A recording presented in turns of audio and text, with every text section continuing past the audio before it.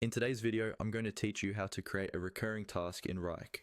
This is really helpful if you have work that repeats on a regular basis, like weekly reports, monthly check-ins, or routine maintenance that you don't want to keep recreating from scratch. First, start by opening Wrike and navigating to the area where your tasks are stored. This might be a specific project, folder, or space, depending on how your workspace is organized. Take a moment to locate the task that you want to repeat. It's usually easiest to do this from the main table or list view, but any view where you can open the task details will work. Once you see the task you want to use, click on it to open the task panel.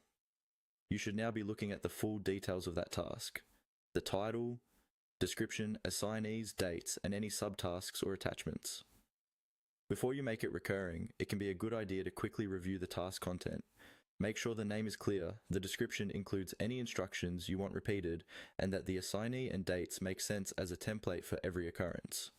Remember, whatever is in this task will be copied into each recurring instance, so it's worth spending a moment to get it right. Next, look for the three-dot menu, sometimes called the More or Options menu. You'll usually find this in the upper right corner of the task panel. It appears as a small icon with 3 vertical or horizontal dots. Go ahead and click on that icon to open the drop-down menu of additional actions you can take on this task.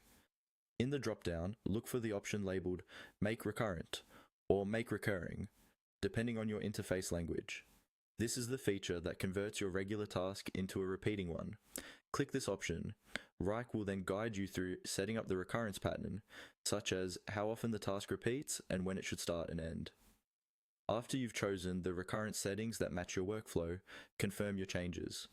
From now on, Wrike will automatically generate new copies of this task based on the schedule you defined.